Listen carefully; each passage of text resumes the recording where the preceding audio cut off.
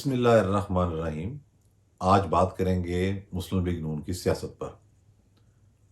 پچھلے دنوں پاکستان واپسی کے لیے میں دبئی ایئرپورٹ کے لانج میں بیٹھا ہوا تھا۔ اچانک وہاں مسلم لیگ نون کے ایک متحرک رہنما آ گئے۔ اس دوران فلائٹ 2 مرتبہ تاخیر کا شکار ہوئی تو ہمیں بہت زیادہ باتیں کرنے کا موقع مل گیا۔ ان کی باتوں میں ایک کرب تھا اور وہ گلا کر رہے تھے کہ ہماری پارٹی کا رویہ بہت عجیب و غریب ہے۔ اگر کسی حامی پر کوئی برا وقت آ جائے تو کوئی آواز سننے والا نہیں۔ وہ یہ بھی کہہ رہے تھے کہ ہماری پارٹی حکومت میں ہو یا اپوزیشن میں ہو، ہر دور میں ایسا ہی ہوتا ہے۔ مسلم لیگ نون کے جن رہنما کا میں ذکر کر رہا ہوں وہ مالی طور پر بھی بہت مستحکم ہے، لیکن پارٹی سے کمیٹڈ ہے۔ ان کی بات میں وزن اس لیے ہے کہ یہ چیز تو ہم نے نوٹ کیا ہے، پاکستان کے اندر بھی بہت زیادہ لوگوں کو شکایتیں ہیں اور ہر روز ہوتی ہیں اپنی پارٹی قیادت کے حوالے سے۔ یہ سلسلہ کب شروع ہوا؟ ہم نے دیکھا ہے کہ 2013 کے بعد سے جو نواز شریف صاحب نے حکومت کی اس میں پارٹی کو بھی حالات کے رحم و کرم پر چھوڑ دیا گیا، اور جب ان کی حکومت بنی تیسری مرتبہ تو ایک بڑی اہم شخصیت جو شریف خاندان سے ذاتی مراسم رکھتی ہے وہ بڑی پریشانی کے عالم میں تھی۔ ان سے ملاقات ہو گئی تو وہ کہہ رہے تھے کہ یار مجھے سمجھ نہیں آ رہی کہ اس حکومت کو بننے سے پہلے ہی اس کو گرانے کا پلان تیار کر لیا گیا ہے۔ وہ بات بعد میں سچ ثابت ہوئی۔ 2014 میں عمران خان، طاہر القادری، مجلس اتحاد المسلمین کے ذریعے 126 روز کا دھرنا کرایا گیا۔ ظاہر ہے اس کا بنیادی مقصد تو سی پیک روکنا تھا، لیکن وہ حکومت کے ہی خلاف تھا۔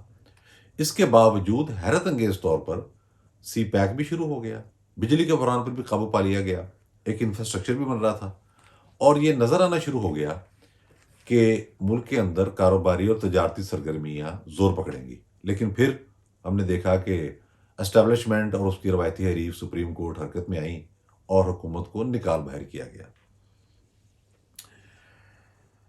اب معاملہ یہ ہے کہ میڈیا کے ذریعے بھی حکومت کی کردار کشی کی مہم چلائی جا رہی تھی۔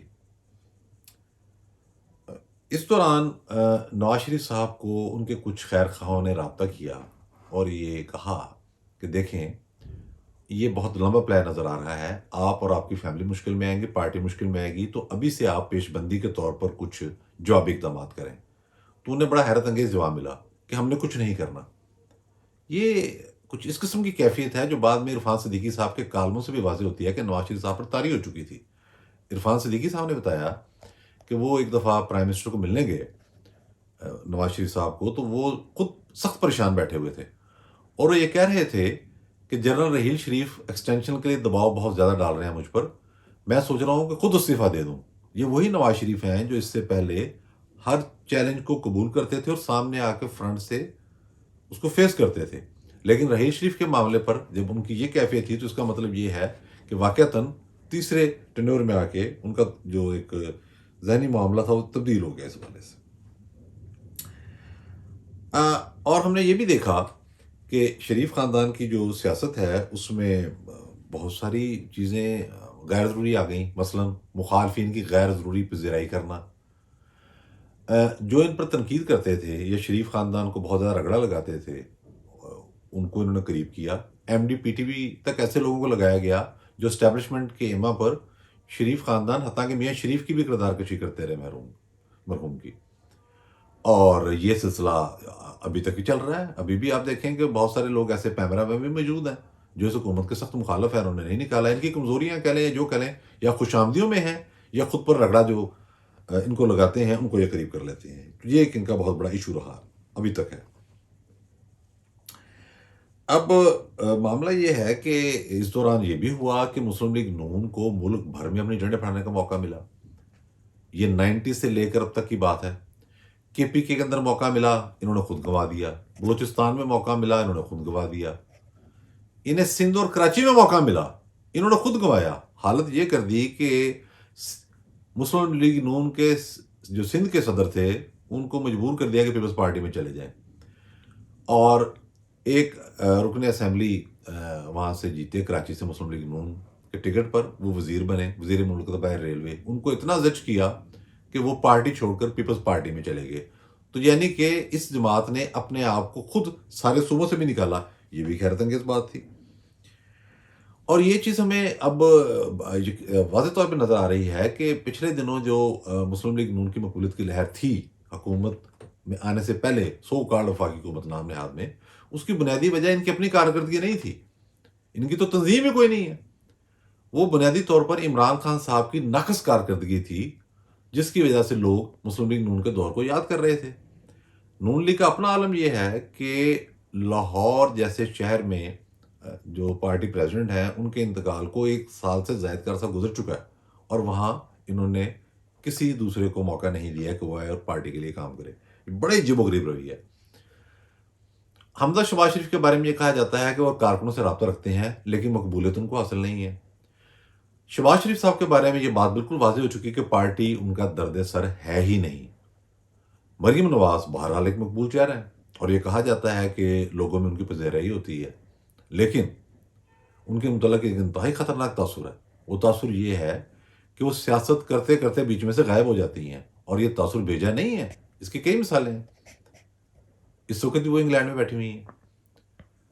اب یہ تاثر جو اب فیصلہ پارٹی یہ کر رہی ہے کہ مریم نواز آئیں گی اور پارٹی کو لیڈ کریں گی، ٹھیک ہے، اب پارٹی کا اپنا حق بنتا ہے وہ فیصلہ کرے اور اس کو لیڈ کرے، لیکن بنیادی بات یہ ہے کہ جب آپ کے متعلق یہ تاثر ہو جائے کہ آپ پارٹ ٹائم سیاست کرتے ہیں تو یقین کر لیں کہ باہر کے لوگ تو درکنار، جو آپ کی پارٹی کے اپنے لوگ ہوتے ہیں اور ہارڈ کور سپورٹرز ہوتے ہیں، وہ بھی آپ پر اعتماد نہیں کرتے۔ انہیں پتہ ہوتا ہے کہ چلتے چلتے بیچ میں کہیں نہ کہیں گاڑی رک جائے گی اور یہ باہر ہو جائیں گی اور ہم کہیں پھنس کے بیٹھ جائیں گے۔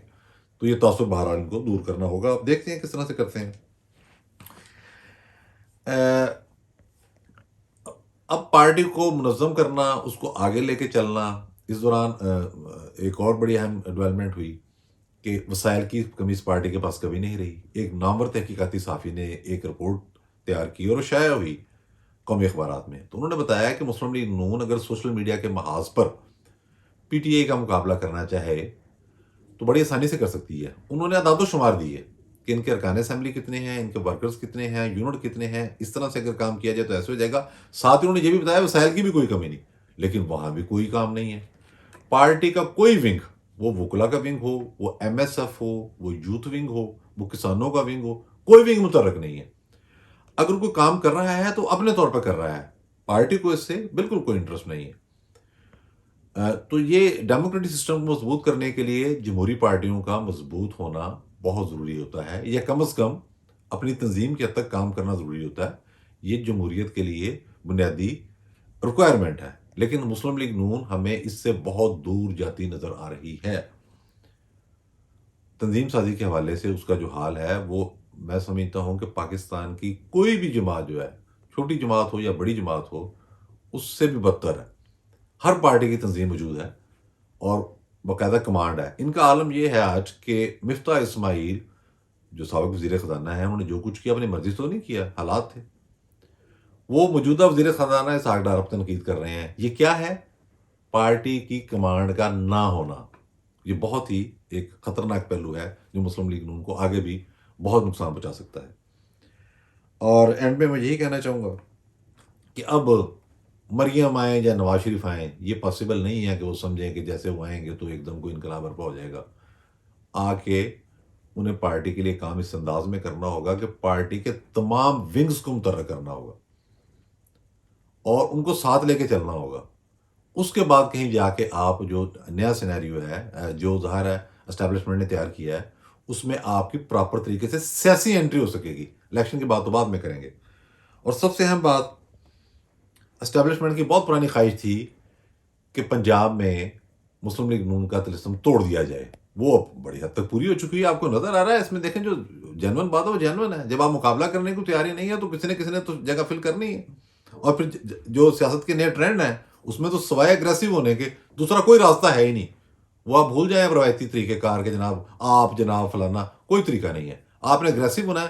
آپ نے نہ تو ججوں سے ڈرنا ہے، ججوں کا انہی طور پہ احترام کریں، نہ آپ نے وائس سے ڈرنا ہے، ان کا بھی دائرے کے طور پہ احترام کریں، لیکن جہاں کوئی چیز رکاوٹ آتی ہے آپ کو جواب دینا ہے۔ اسی طرح سے باقی جو چیزیں ہیں وہ بھی آپ نے فیس کرنی ہے۔ اگر آپ نہیں کر سکتے تو آپ فیلڈ سے آؤٹ ہیں۔ سب سے امپورٹنٹ بات یہ ہے کہ مریم نواز صاحبہ کو پاکستان پیپلز پارٹی کی جانب دیکھنا چاہیے، ایم کیو ایم کی جانب دیکھنا چاہیے، جے یو اے کی جانب دیکھنا چاہیے، پی ٹی اے کی جانب دیکھنا چاہیے، حتیٰ کہ قافلے کی جانب دیکھنا چاہیے، اور یہ چیز ذہن نشین کر لینی چاہیے کہ سیاست میں کوئی ناغہ نہیں ہوتا۔ بہت شکریہ۔